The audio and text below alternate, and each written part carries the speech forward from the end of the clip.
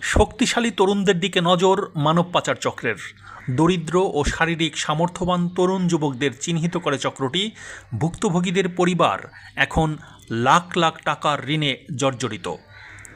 বেসামরিক কাজে উচ্চ বেতনের প্রলোভন দেখিয়ে তরুণ যুবকদের টোপ দেয় মানব পাচার চক্রটি। তারপর রাশিয়ায় নিয়ে হাতে তুলে দেয় ভয়ঙ্কর মারণাস্ত্র, ঠেলে দেওয়া হয় ইউক্রেন যুদ্ধে।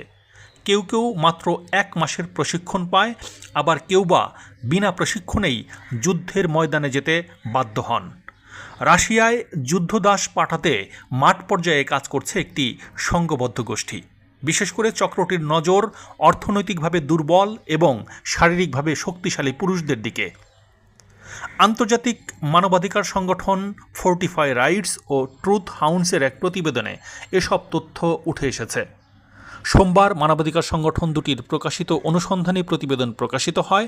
এতে রাশিয়ায় মানব পাচারে জড়িত দালাল চক্রের বিরুদ্ধে দ্রুত আইনি পদক্ষেপ নিতে এবং বেঁচে যাওয়া ভুক্তভোগীসহ নিহতদের পরিবারকে যথাযথ ক্ষতিপূরণ দিতে বাংলাদেশ সরকারের প্রতি আহ্বান জানানো হয়েছে। ৬২ পৃষ্ঠার প্রতিবেদনে কিভাবে প্রতারণা, বল প্রয়োগ ও নির্যাতনের মাধ্যমে বাংলাদেশি পুরুষদেরকে ইউক্রেনের সম্মুখ সমরে অংশ নিতে বাধ্য করা হয়েছে সেসব তুলে ধরা হয়। ২০২২ সালে শুরু হওয়া যুদ্ধে ঠেলে দিতে অর্থনৈতিকভাবে দুর্বল পুরুষদেরকে টার্গেট করে একটি চক্র। এর জন্য বেছে নেওয়া হয়েছে এশিয়া ও আফ্রিকার কয়েকটি দেশ। বেসামরিক ও নিরাপদ কাজের মিথ্যা প্রতিশ্রুতি দিয়ে মানব পাচারে জড়িত দালাল চক্র রাশিয়ার সশস্ত্র বাহিনীতে জনবল সরবরাহ করছে। আন্তর্জাতিক মানবাধিকার সংগঠন দুটির অনুসন্ধানে উঠে এসেছে, মানব পাচারকারী দালাল চক্র প্রথমে ভুয়া কাজের কথা বলে ভুক্তভোগী বাংলাদেশি পুরুষদেরকে রাশিয়ার সশস্ত্র বাহিনীতে যোগ দিতে প্রলুব্ধ করে। তারপর রুশ ভাষায় লিখিত চুক্তিপত্রে তাদের স্বাক্ষর করানো হয়, যেটি ভুক্তভোগীরা পড়তেও পারেন না।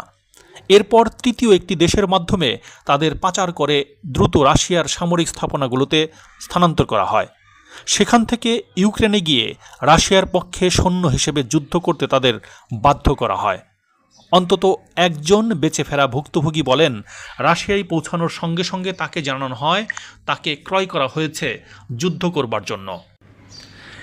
এরই মধ্যে ইউক্রেনে যুদ্ধ করতে গিয়ে বেশ কয়েকজন বাংলাদেশি নিহত হয়েছেন। বেঁচে যাওয়া কিছু ভুক্তভোগী বলেছেন, কোনো উল্লেখযোগ্য প্রশিক্ষণ ছাড়াই তাদের যুদ্ধক্ষেত্রে পাঠানো হয়েছে। স্থল মাইন ও ড্রোন আক্রমণে তাদের কেউ কেউ আহত হয়েছেন। কমান্ডারদের মারধরের শিকার হয়েছেন অনেকেই।